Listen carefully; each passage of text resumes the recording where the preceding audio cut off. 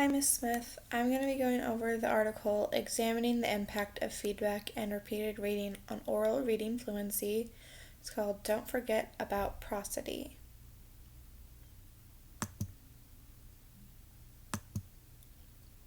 There has been lots of research done already about the effect of repeated reading on oral fluency, but there has actually been little research done on that effect on prosody, or the rate of expression used by students. Prosody is a very important tool that is needed with reading fluency. This becomes a major problem when students don't know how to use prosody because they can't read words and sentences, and they have no expression, no voice going up and down, no excitement or sadness to influence the way they say the words, and that needs to be changed because kids need to be able to express what they are wanting to say and know how to say it, be able to change their voice and ask questions as a question and not as just a statement. So the purpose of this research study was to examine whether or not repeated reading affects prosody, and also to determine whether or not instructional content or feedback alters the benefits of repeated reading on prosody. The research question being asked: does feedback and instruction from a teacher combined with repeated reading impact prosody? So they want to know if the teacher is giving feedback and providing that feedback to the student immediately, is that going to help with their prosody, and also them continuously going over the same passage or the same reading to same text, is that going to influence or increase their prosody? Let's find out. So the methods being used in this study, first of all, it is a quantitative study. We know this because there are no interviews being done, but there are actual forms and different measurements being used. There's a prosody rating form used, and that basically is a 5-point scale used with never, sometimes, half of the time, most of the time, or all of the time. And questions, some examples for that from the article were: you paused at the appropriate places when reading, such as after periods and commas. Your voice fluctuated in volume when needed, such as at the end of sentences. And the way the story was read made it more interesting. So those are some ways that they could grade the prosody. And they also used the Pratt version 5.226, which is actually a computer program that produces a visual representation of the pitch and the intensity of the sound across time, so that the person doing this exam and this measurement can actually see when the student's pitch is going up and down, and they can see that way of prosody. The participants were 76 elementary students in 3rd and 4th grade.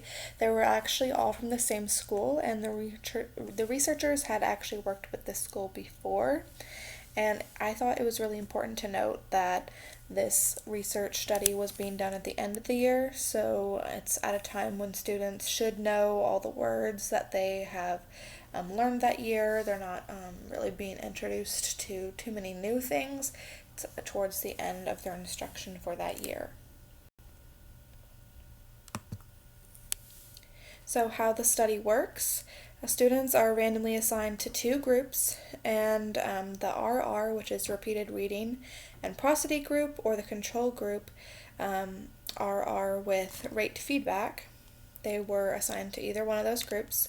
Those sessions were audio recorded for further going back and looking over those. In the first group, students read a passage. Then they were given feedback. They listened to recorded readings to guess actual types of sentences based on prosody. So they had to guess, is this a question? Is this a statement? Is this shouting? If there's an exclamation point, maybe that would give something away. If there is a question mark at the end, is their voice going up? Things like that. And it also encouraged them to beat previous scores. In the second group, or the control group. Students read, and then they're given feedback and told what they missed. And they received identical feedback to the first group. It just wasn't a focus on prosody. It was only a focus on their rate and how fast they can read and their accuracy with reading. The results that they found, students in the prosody group did not outperform the control group in words read correct per minute. Students in the rate group read significantly more words as each trial went on, as expected.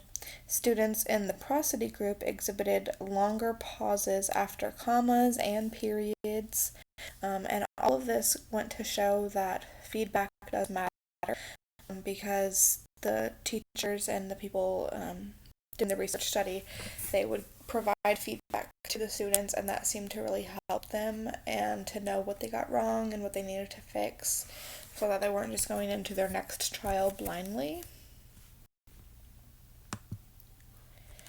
Ways that I could implement this into the classroom. First of all, make sure students understand the importance of prosody. They need to know that it's not just about reading fast, know that it's about actually being able to use expression. Then you should have students listen to other readers and identify sentences based on prosody. I really liked that idea from the story. Or the research study. They can also keep giving corrective feedback, making sure to go over what the students missed. So make sure that you are telling people and your students what they missed on any sort of exam, any sort of formative assessment, so that they're not going into their next thing blindly. And then also encourage repeated reading, but have a purpose for it.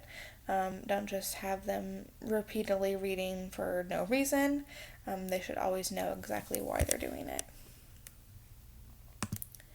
And then connecting that to class, our authors define reading fluency as being made up of 3 components: rate, accuracy, and prosody.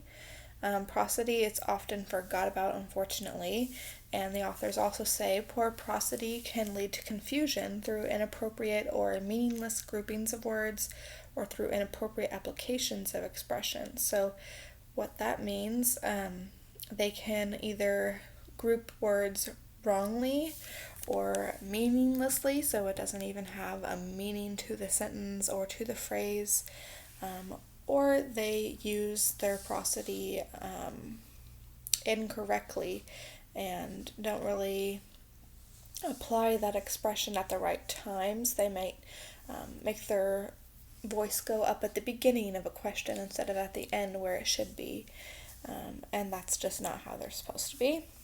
So over and over we see the importance of prosody displayed and enforced in our textbook, and that really connected to this article. And then these are the resources from our textbook and also from the article that I had.